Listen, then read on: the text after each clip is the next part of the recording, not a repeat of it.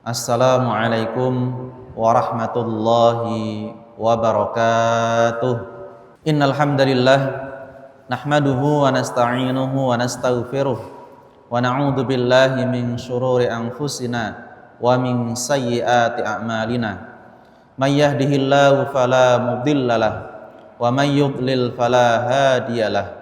Asyhadu an la ilaha illallah wahdahu la syarikalah wa asyhadu anna Muhammadan abduhu wa rasuluh. Qala Allah ta'ala fi kitabihil karim, ya ayyuhalladzina amanu taqullaha haqqa tuqatih wa la tamutunna illa wa antum muslimun. Ya ayyuhan nasu taqu rabbakumul ladzi khalaqakum min nafsin wahidah wa khalaqa minha zawjaha wa batha minhuma rijalan katsiran wa nisaa'a wattaqullaha alladzi tasaaluna bihi wal arham innallaha kana 'alaikum raqiba. Ya ayyuhalladzina amanu taqullaha wa qulu qawlan sadida yuslih lakum a'malakum wa yaghfir lakum dhunubakum wa may yuti'illaha wa rasulahu faqad faza fawzan 'azima. Fa inna asdaqal hadithi kitabullah wa khairal hadyi hadyu Muhammadin sallallahu alaihi wasallam wa syarrul umuri muhdatsatuha wa kullu muhdatsatin bid'ah wa kullu bid'atin dhalalah wa kullu dhalalatin finnar. Ma'asyiral muslimin, kemudian salawat dan juga salam kita hadiahkan kepada Nabi akhiruz zaman, Nabi Muhammad sallallahu alaihi wasallam, yang kita semua termasuk umat beliau, yang kita saat ini tidak bisa melihat beliau, namun harapan kita semua kelak kita akan dikumpulkan ke surga Allah Subhanahu wa taala, berkumpul dengan Nabi kita sallallahu alaihi wasallam, berkumpul kepada para sahabat, dan juga berkumpul kepada orang-orang yang bertakwa kepada Allah, kepada orang-orang yang saleh. Yang ini semua menjadi harapan kita semua selama hidup kita ini, dengan mengamalkan ajaran Nabi sallallahu alaihi wasallam agar kita diampuni dosa-dosa kita dan dimasukkan ke dalam surga Allah Subhanahu wa taala. Ma'asyiral muslimin wal muslimat, a'azzani Allah wa iyyakum. Baik, untuk pembahasan di sore hari ini yaitu terkait dengan hendaknya kita menjadi pengajar Al-Qur'an dan juga pelajar Al-Qur'an. Kenapa? Karena terkait dengan orang yang mengajarkan Al-Qur'an, orang yang mengajarkan As-Sunnah, orang yang mengajarkan dinul Islam, dan juga orang yang mempelajarinya, ini termasuk sebaik-baik manusia. Tidak ada dikatakan sebaik-baik manusia kecuali ini, kecuali dia mengajarkan agama Islam dan mempelajari agama Islam, ya. Maka disebutkan di dalam hadis yang sahih dari Utsman ibnu Affan radhiyallahu anhu, Rasulullah sallallahu alaihi wasallam beliau bersabda, khairukum man ta'allamal Qur'ana wa 'allamah. Khairukum, sebaik-baik kalian, sebaik-baik manusia, yaitu orang yang mempelajari Al-Qur'an dan mengajarkannya.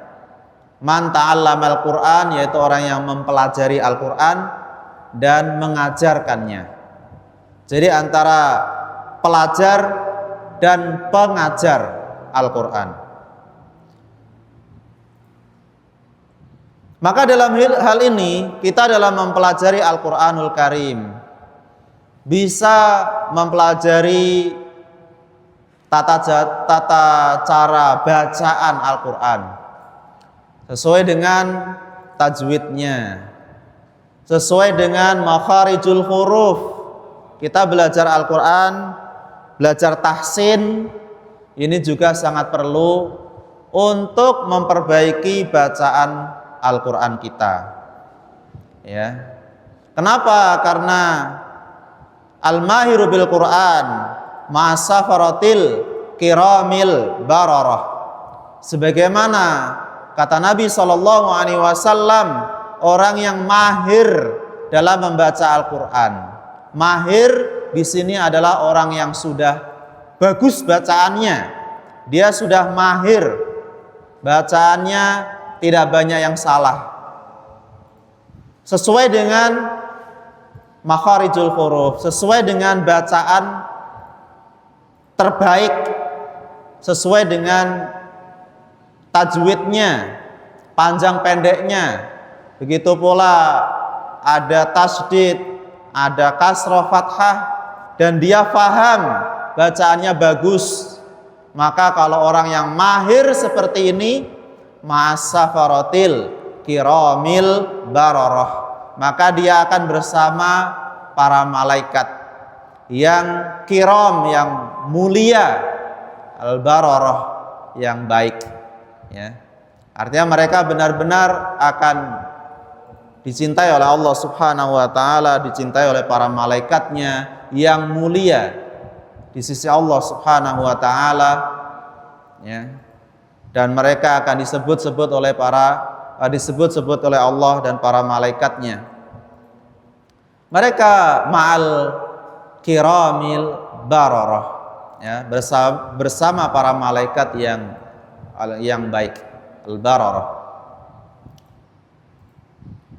Adapun walladzi yaqra'ul Qur'an wa yatata'u fihi, sedangkan orang yang membaca Al-Qur'anul Karim dan dia bacaannya masih terbata-bata, ya, masih terbata-bata, namun dia berusaha untuk belajar, dia terus mempelajarinya, maka dia akan mendapatkan ajron, dia akan mendapatkan 2 pahala.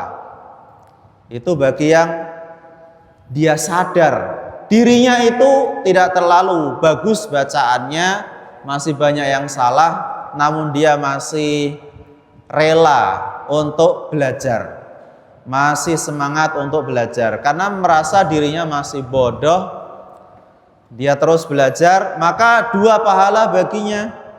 Pahala yang pertama, pahala bacaannya, bacaan Al-Quran. Pahala yang kedua, yaitu pahala belajarnya. Dia masih berusaha belajar, ini dia akan mendapatkan pahala belajar. Itu sebutkan dalam hadis yang sahih.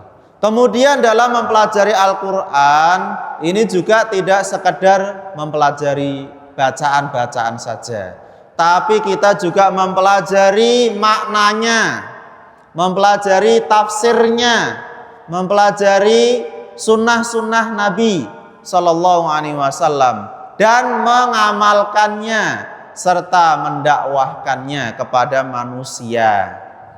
Karena tidak cukup banyak orang yang pandai baca Al-Quran, bahkan hafal Al-Quran, namun ternyata pemikirannya masih salah, namun ternyata dia tidak mengamalkannya, namun ternyata dia tidak mendakwahkannya, ya. Bahkan kalau dari sisi hafalan mungkin bagus sekali, hafal halaman, hafal juz, namun ternyata isi Al-Quran itu tidak banyak dia ketahui. Maka di sini pentingnya kita tidak sekedar membaca Al-Quran dengan bagus bacaan, tidak sekedar kita mempelajari hafalan Al-Quran dengan menghafal banyak sekian juz, namun kita juga diperintahkan oleh Allah Subhanahu wa taala untuk mempelajari isinya, untuk mempelajari maknanya, agar bisa kita amalkan, agar kita bisa lurus jalan yang kita tempuh, tidak menyimpang, tidak salah.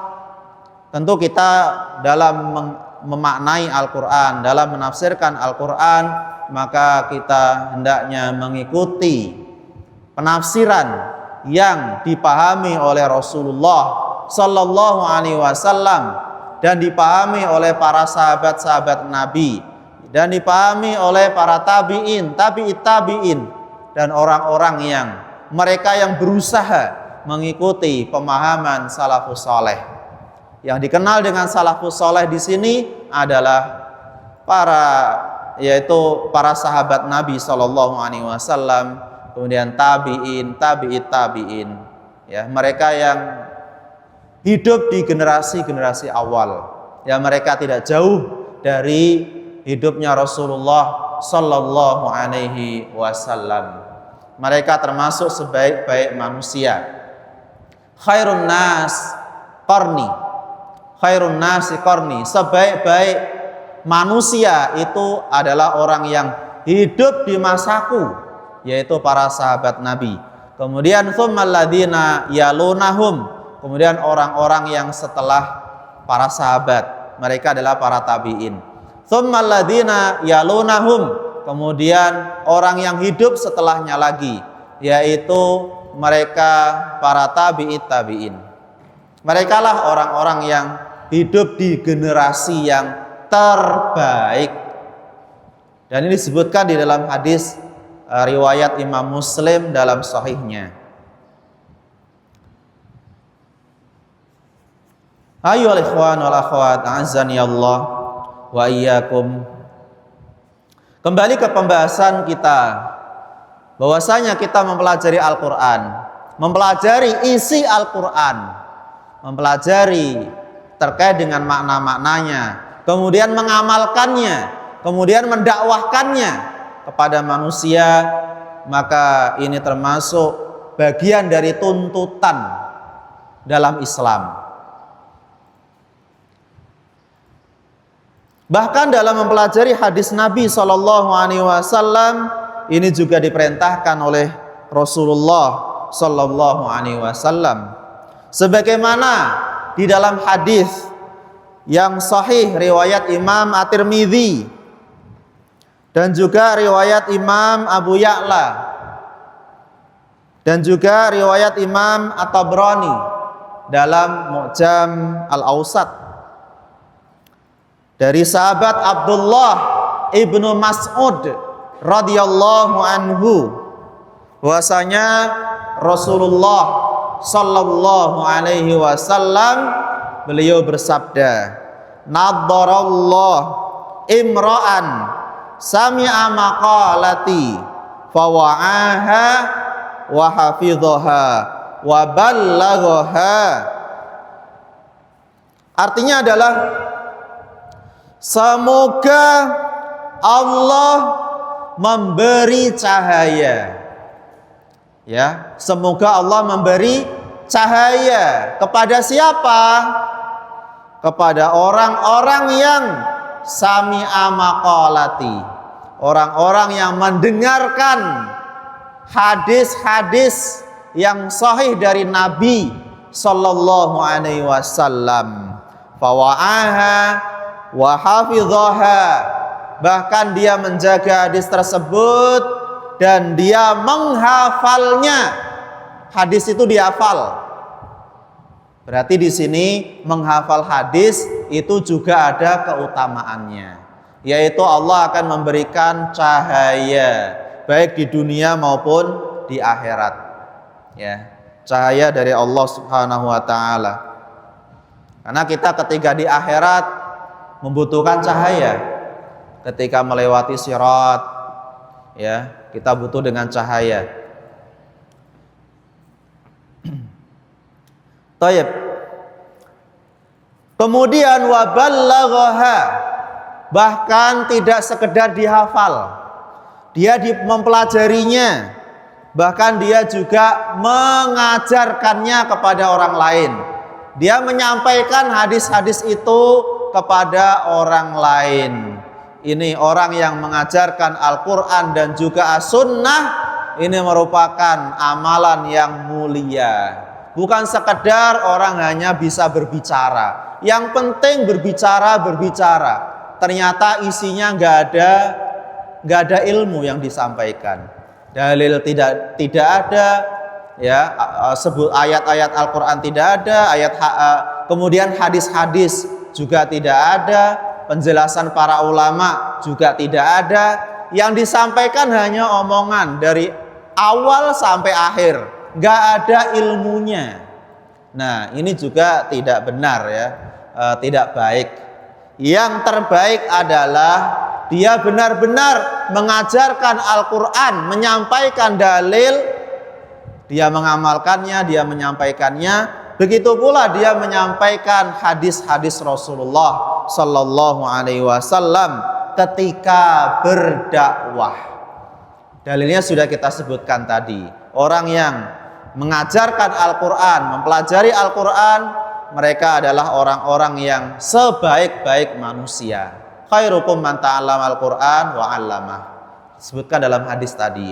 Kemudian orang yang menyampaikan hadis, yang mereka mengajarkan sunnah Nabi, itu juga termasuk manusia yang baik, manusia yang bagus, karena dia akan mendapatkan cahaya dari Allah Subhanahu wa ta'ala. Sebagaimana yang sudah kita sebutkan tadi dalam hadisnya, nadharallah imra'an sami'a maqalati fawa'aha wa hafidhaha wa ballaghaha. Semoga Allah Subhanahu wa taala memberikan cahaya kepada seseorang yang dia mendengarkan sabda Nabi sallallahu alaihi wasallam, lalu dia jaga hadis tersebut, ya, dengan cara apa? Dengan cara menulis, dengan cara menghafal. Wa hafidhaha wa ballaghaha, lalu dia sampaikan hadis-hadis itu, dia mendakwahkan hadis-hadis itu kepada manusia, dia sampaikan kebenaran yang bersumber dari wahyu, yaitu Al-Quran dan As-Sunnah tentunya.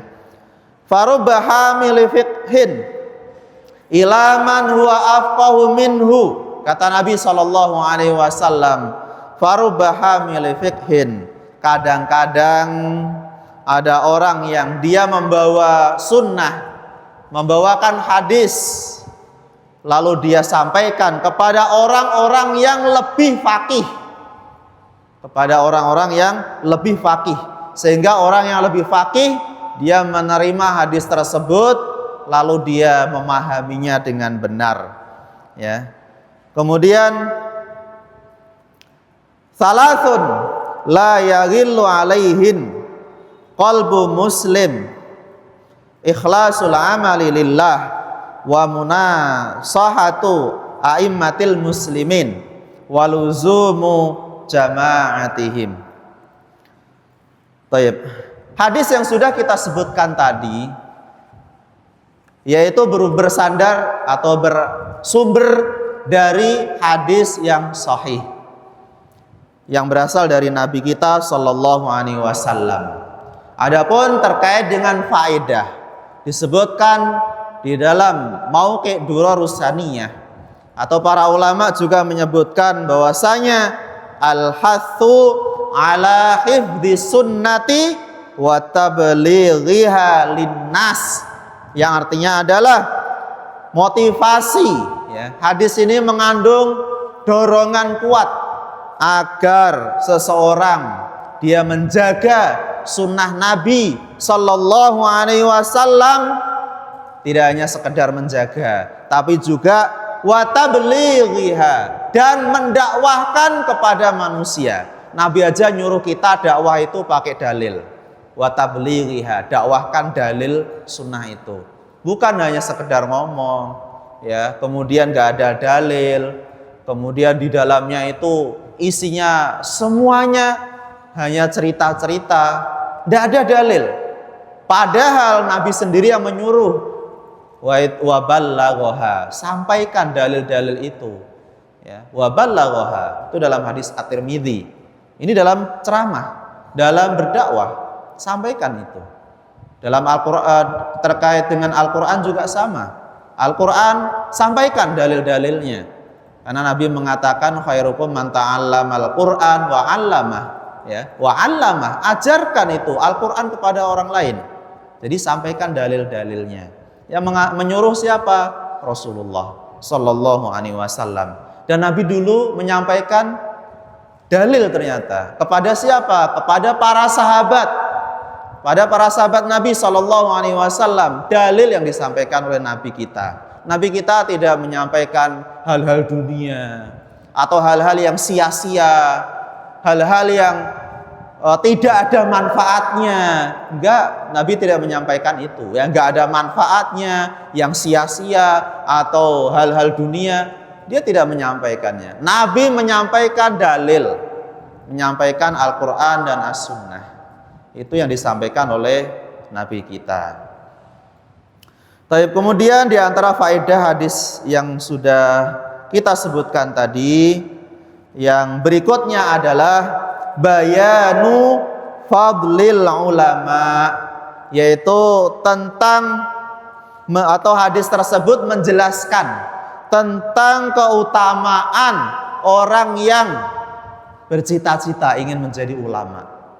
Ya, bercita-cita, dia berkeinginan untuk menjadi ulama, dan itu ada keutamaannya.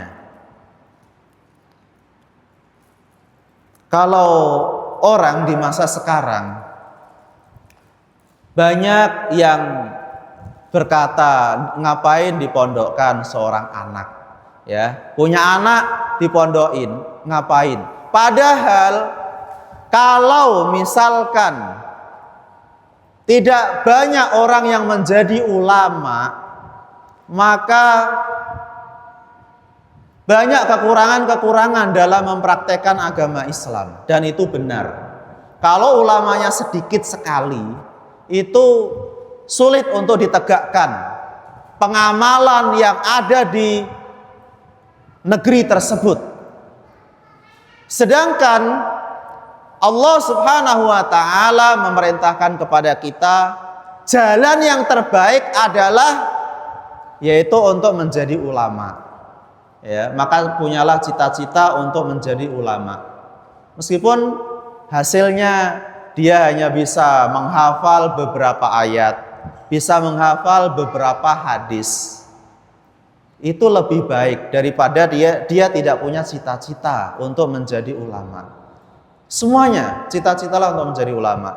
Bahkan kita bisa melihat di dalam Al-Qur'anul Karim, ya, dan itu berbeda antara kita sekarang dengan di masa Nabi dulu, ya. Disebutkan di dalam Al-Qur'an surah Yusuf ayat 108. Allah Subhanahu wa taala berfirman, "Qul hadhihi sabili ad'u ilallah ala basiratin ana wa manittaba'ani wa subhanallahi wa ma ana minal musyrikin." Yang artinya adalah qul hadhihi sabili, katakanlah inilah jalanku. Berarti jalan yang benar, jalan Islam.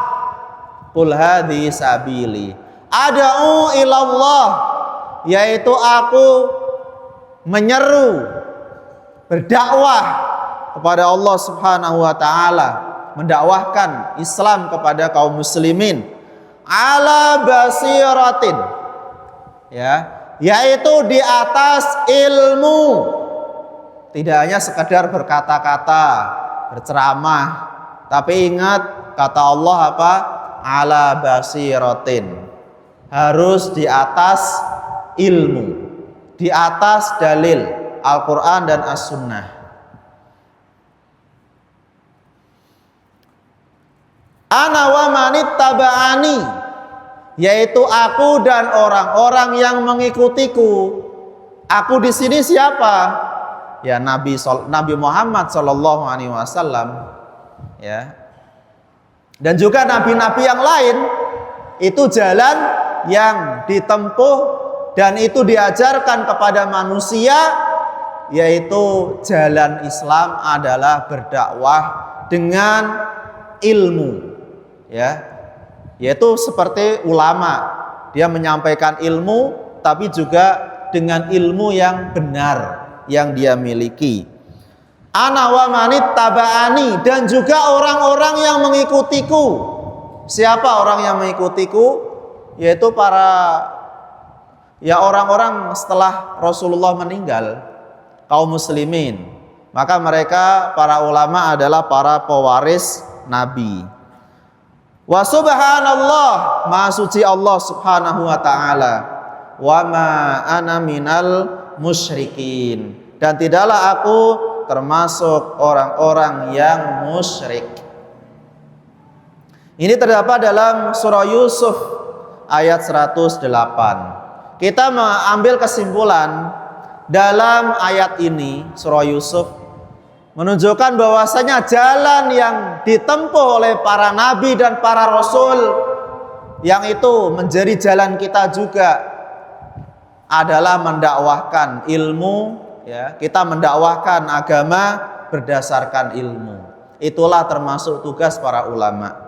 Itu termasuk ana wa manit taba'ani, jalan yang ditempuh oleh Nabi kita sallallahu alaihi wasallam dan orang-orang yang mengikutinya. Ya, dan orang-orang yang mengikutinya. Maka kalau di masa Nabi sallallahu alaihi wasallam, beliau mendakwahkan agama Islam kepada murid-murid beliau, yaitu para sahabat. Mereka banyak yang menjadi ulama. Tapi orang sekarang sedikit ulama, mereka hanya sekedar ngaji, hadir di majelis ilmu, dapat sedikit ilmu sudah bangga. Sudah bangga, Masya Allah sunnah banyak sekali. Ya, mempelajari manhaj salaf sudah banyak sekali, mempelajari pemahaman Ahlussunnah banyak sekali, tapi banyak sekali ini rata-rata masih awam. Itu sudah bangga, padahal di masa Nabi nggak seperti itu. Di masa Nabi SAW, beliau berhasil mendakwahkan Islam. Tidak sekedar murid-murid beliau, para sahabat Nabi itu menjadi orang biasa yang dia hanya bisa hanya bisa sholat, bisa ibadah, itu aja. Tidak, bahkan banyak di kalangan murid-murid beliau, di kalangan para sahabat, mereka menjadi ulama. Ya, mereka menjadi apa, Bu? Menjadi ulama. Makanya Nabi SAW beliau mengatakan, ini dalam hadis dari Abu Dzar Al-Ghifari radhiyallahu anhu. Ya, Rasulullah SAW bersabda, innakumul yauma fi zamanin katsir ulama'uhu. Sesungguhnya kalian di masa sekarang, waktu Nabi kita masih hidup, yang itu Nabi berada di kalangan para sahabat. Sekarang ini di kalangan kalian itu banyak ulamanya, qalil khutaba'uhu, dan sedikit khutobanya, sedikit orang yang berceramah, yang dia tidak memiliki ilmu. Ya, dia hanya sekedar menyampaikan khotib ya, jamaknya khutoba. Itu dia menyampaikan tapi tidak banyak ilmunya. Ya, sedikit yang khutbah. Tapi ulamanya banyak. Itu di masa Nabi SAW. Lalu Nabi melanjutkan dalam sabdanya, bahwasanya wa ya'ti min ba'din zaman katsir ulama'uhu. Katsir khutaba'uhu, qalil ulama'uhu. Kelak akan ada suatu masa yang mana ulama itu sangat-sangat sedikit. Artinya ulama yang benar-benar berbobot, dia menyampaikan agama Islam berdasarkan dalil Al-Quran, As-Sunnah, penafsiran yang benar, pemahaman yang sahih, yang dipahami oleh para sahabat, itu sangat sedikit. Katsir khutoba'uhu. Yang banyak itu adalah khutobah. Yang banyak adalah orang yang menyampaikan ilmu, tapi dia tidak punya ilmu. Ya, hanya menyampaikan materi, tapi tidak ada ilmunya. Itu namanya khutbah. Ini yang menyampaikan siapa? Yang menyampaikan Rasulullah Sallallahu Alaihi Wasallam. Makanya kita sebenarnya sedih. Ya, seharusnya sedih. Dulu di masa Nabi, murid-murid beliau menjadi ulama. Di masa sekarang banyak yang Muslim, banyak yang mereka beragama Islam, tapi masih sedikit ulama. Sampai-sampai kita dapati ketika khutbah Id saja, Idul Fitri, banyak ustadz-ustadz yang pulang kampung ke negeri masing-masing, ke wilayah masing-masing, pulang kampung. Sampai-sampai bingung mencari khotib. Siapa yang bisa menjadi khotib di lapangan? Khotib Idul Fitri. Itu menunjukkan bahwasanya sedikit yang bercita-cita menjadi ulama. Kita sedih. Ya, yang salah siapa? Yang salah kaum muslimin, bukan ustadznya. Ya, bukan ustadznya. Ustadznya ya karena memang sudah waktunya pulang kampung. Ya sudah. Sehingga kadang-kadang nggak ada sholat idnya. Bahkan di hari Jumat saja, ketika libur nasional, libur semester, banyak guru-guru agama yang dia bisa berkhutbah. Ketika itu ikut libur dan pulang kampung. Akhirnya bingung panitianya, siapa yang bisa menjadi khotib. Walaupun digaji, walaupun dibayar, ternyata nggak ada. Akhirnya sholat duhur. Karena nggak ada Jumatan, nggak ada khotib, maka konsekuensinya sholat duhur. Yang salah siapa? Yang salah kaum muslimin. Ya, yang salah kaum muslimin. Maka di sini perbaikilah niat kita. Cita-cita yang paling prioritas adalah menjadi ulama. Nggak bisa digeser dengan cita-cita yang lain. Adapun kalau ingin menjadi dokter, ingin menjadi insinyur, boleh. Tapi prioritas pertama adalah ulama. Ulama, prioritas utama. Nanti baru bisa ada cita-cita yang lain ya untuk dunia.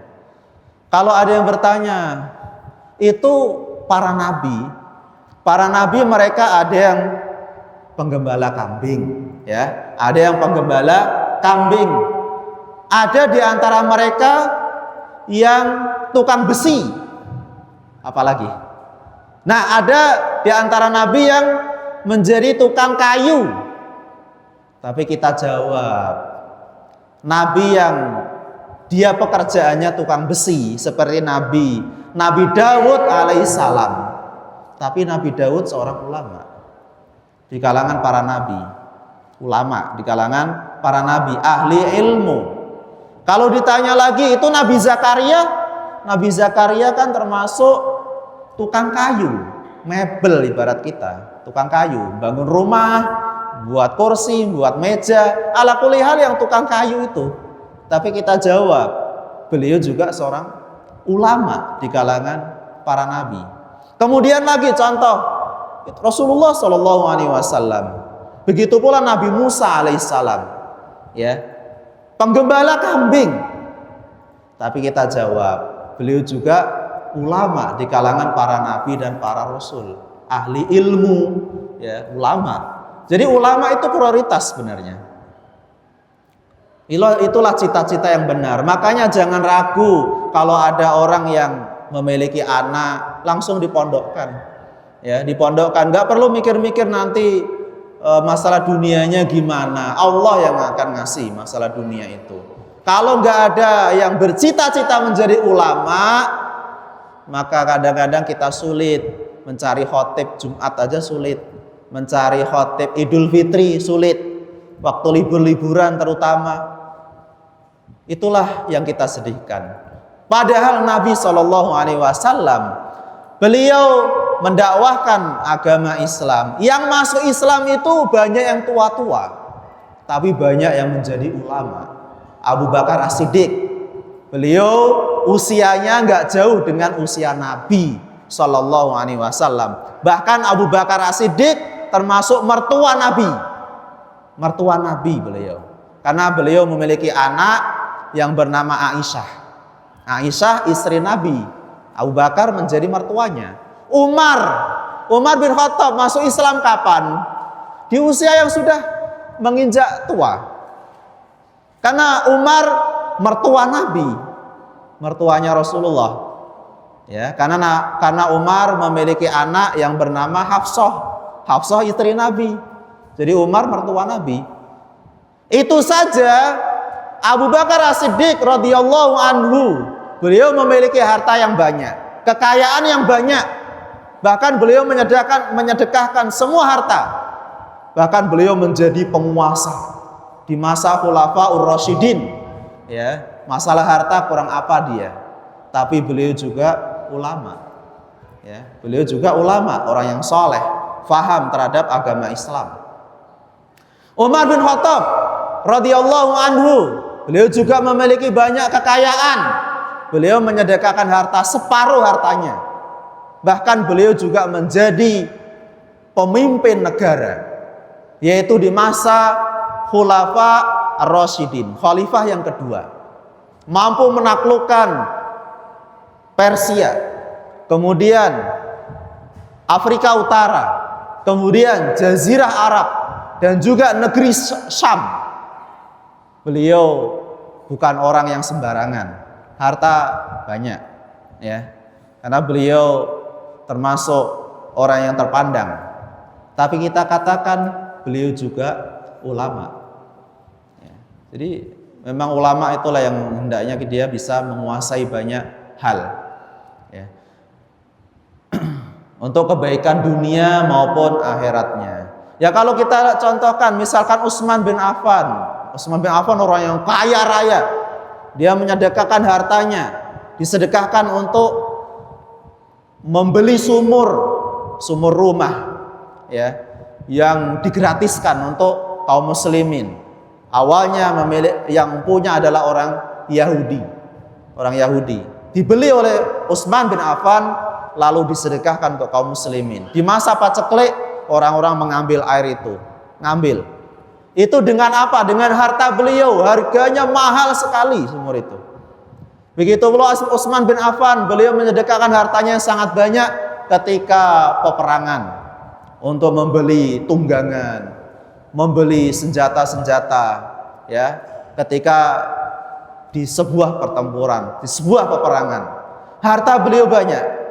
Tapi kita juga jangan melihat kekayaannya, jangan lihat dunianya, ya. Cita-citalah seperti Utsman, enggak juga, ya. Utsman itu meskipun kaya raya, beliau juga ulama, ya, di kalangan para sahabat. Siapa lagi? Ali bin Abi Thalib. Ali bin Abi Thalib dulu memang di masa Nabi SAW beliau miskin, ya. Beliau memiliki istri namanya Fatimah binti Rasulullah SAW. Dikenal tidak mampu. Tapi ketika beliau wafat, Rasulullah wafat, lalu Ali bin Abi Thalib menjabat sebagai khalifah, pemimpin negara, yaitu khalifah yang keempat di masa Khulafa Ar-Rasyidin. Beliau memiliki banyak harta, pemimpin atau penguasa. Bahkan beliau istrinya banyak saat itu. Ketika beliau wafat, istrinya banyak, ya, memiliki banyak hamba sahaya perempuan. Bahkan anak beliau saja 33. Ali bin Abi Thalib 33 anak kandung beliau. Ya, beliau bukan orang yang sedikit harta, tentunya ketika di masa Khulafa Ar-Rasyidin. Tapi beliau juga ulama. Beliau ulama. Muawiyah bin Abi Sufyan, apalagi Muawiyah, ya, beliau termasuk penguasa di masa Daulah Umayyah. ya, di masa Daulah Umayyah. Selama beliau menjadi penguasa sampai wafat, tentu beliau memiliki banyak harta. Tapi ingat, Muawiyah bin Abi Sufyan juga seorang ulama. Dia meriwayatkan banyak hadis dari Nabi SAW yang hadis-hadisnya sahih. Banyak kita dapati dalam hadis Bukhari, Muslim, dan Kutubus Sunan, ya, kitab-kitab Sunan. Di situ bersumber dari Muawiyah, dari Nabi SAW. Ya. Bayangkan, mereka semua adalah orang-orang yang memiliki keilmuan yang luar biasa. Jadi jangan heran ya, menjadi ulama ternyata dia bisa menguasai seperti menjadi khalifah, menjadi pemimpin negeri. Ya. Contoh seperti di masa Umar bin Khattab radhiyallahu anhu atau di masa Khulafaur Rasyidin. Yang menjadi gubernurnya siapa? Ulama yang menjadi gubernur, ya. Contoh seperti gubernur Kufah, gubernur Basrah, ya, seperti siapa? Abdullah bin Mas'ud radhiyallahu anhu. Kemudian Abu Musa Al-Asy'ari radhiyallahu anhu. Bahkan yang pernah juga Abdullah bin Abbas menjadi gubernur Basrah. Beliau juga ulama. Ibnu Mas'ud ulama. Abu Musa Al-Asy'ari ulama, tapi menjadi gubernur, ya. Bahkan termasuk Abu Hurairah radhiyallahu anhu, beliau di masa Daulah Bani Umayyah, ya, beliau menjadi gubernur, ya, sampai Abu Hurairah wafat. Itu saja Abu Hurairah juga ulama, ya, di kalangan sahabat Nabi. Menjadi mufti, contoh Abdullah bin Umar, mufti di mana? Di Mekah, Madinah, di masa Daulah Umayyah. Tapi Abdullah bin Umar juga ulama, ya. Ini maka kita semua jangan khawatir memiliki cita-cita untuk menjadi ulama, jangan khawatir. Adapun kalau berkaitan dengan penyakit-penyakit yang menimpa para ulama, maka kita pelajari apa penyakitnya. Kalau kita sudah tahu itu penyakitnya, maka kita hindari, kita jauhi. Itu penyakit-penyakit yang menimpa para ulama. Misalkan riya. Ya, kalau kita sudah tahu itu riya dosa, maka hindari, maka kita jauhi. Kemudian penyakit apa? Dengki, iri, maka kita hindari, kita jauhi. Ya, meskipun di masa sekarang masih sedikit ulama, sebagaimana yang disabdakan oleh Nabi SAW, hendaknya kita sedih, ya. Karena kalau semakin sedikit ulama-ulama yang mendakwahkan, itu akan banyak orang-orang yang dia musuh-musuh Islam. Mereka akan menyerbu dari dalam maupun dari luar. Ya. Di masa Nabi saja sudah ada. Seperti siapa? Tokoh-tokoh munafik. Seperti Abdullah bin Ubay bin Salul. Ya. Seperti siapa lagi? Disebutkan oleh para ulama adalah Dzul Khuwaisirah. Tokoh-tokoh munafik sudah berusaha menyerang Islam dari dalam, di kalangan kaum munafik, belum lagi dari luar, ya. Sehingga kadang-kadang banyak sekali keburukan-keburukan di tengah-tengah manusia, di tengah-tengah masyarakat, yang mana di situ sudah tidak banyak amar ma'ruf nahi munkar. Mereka ingin mengajak kebaikan tapi sesuai dengan hawa nafsunya, sesuai dengan kemauan dirinya, tapi bukan dari Al-Quran dan As-Sunnah, bukan dari wahyu yang bersumber dari Allah Subhanahu wa Ta'ala, ya. Sehingga yang baik menurut dia, yang buruk menurut dia, padahal belum tentu kebaikan baik itu menurut Allah, belum tentu baik itu menurut Nabi SAW. Maka semakin banyak ulama, ya, seperti di masa Nabi SAW, itulah yang hendaknya kita bangga, ya. Bangga ketika banyak ulama-ulama, ya, di tengah-tengah negeri tersebut. Nabi mengatakan apa? Innakumul yaum, sesungguhnya kalian di masa sekarang itu katsir ulama'u, banyak sekali ulama-ulamanya. Padahal itu murid beliau sendiri berhasil mereka menjadi ulama. Tapi qalil khutaba'uhu, sedikit yang dia menyampaikan ilmu tapi nggak punya, dia menyampaikan ilmu tapi nggak punya ilmu, itu sangat sedikit. Tapi nanti suatu saat dibalik, yang punya ilmu, mereka ulama itu sangat-sangat sedikit, sedangkan yang mereka khutaba'uhu katsir, ya, yang dia menyampaikan ilmu berkoar-koar banyak, cuma nggak ada ilmunya. Katsiru khutaba'uhu, dan itu sudah realita di masa sekarang. Ini yang diisyaratkan oleh Nabi SAW di dalam hadisnya yang sahih, terdapat dalam kitab Sahihah, dan juga hadis ini dari sahabat Abu Dzar Al-Ghifari dari Nabi Sallallahu Alaihi Wasallam. Nah, ini yang bisa saya sampaikan terkait dengan pembahasan kita masalah menjadi orang yang terbaik, yaitu menjadi orang yang belajar ilmu agama, mempelajari Al-Quran, dan juga mereka yang menjadi ulama, yang mereka itu mengajarkan Al-Quran, mengajarkan As-Sunnah. Mereka lah yang terbaik. Nah, ini yang bisa kita ambil, ya. Maka untuk bapak dan ibu-ibu sekalian, belajarlah ilmu agama. Kalau biar makin semangat, cita-citalah menjadi ulama. Insya Allah semangat. Kalau cita-cita hanya sekedar jadi orang awam, itu malas. Timbul-timbulnya nanti malas. Tapi kalau cita-cita ingin jadi ulama, itu semakin semangat.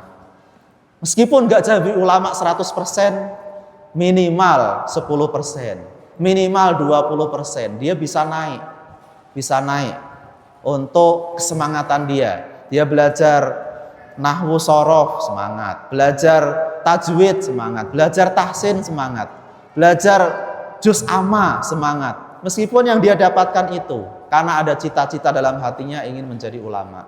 Yang rata-rata mundur, sudah awalnya ngaji bareng, semangat di awal, habis itu kendor, habis itu nggak pernah hadir lagi, bahkan sudah berubah lagi, ya, tidak mengikuti ajaran yang benar. Itu karena cita-citanya tidak ada cita-cita untuk menjadi ulama, ya.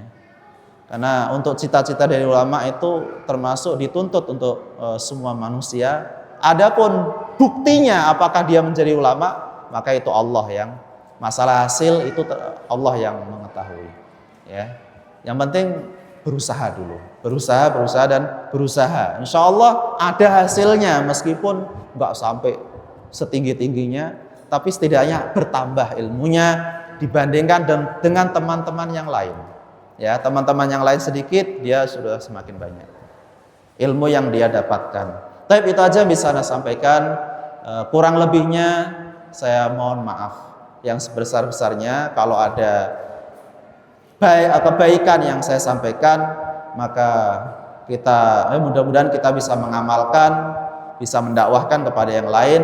Tapi kalau seandainya ada yang kekurangan yang saya sampaikan, maka saya mohon maaf, ya, dan saya minta ampun pada Allah Subhanahu wa taala. Subhanakallahumma wa bihamdika asyhadu an la ilaha illa anta astaghfiruka wa atubu ilaik. Assalamualaikum warahmatullahi wabarakatuh.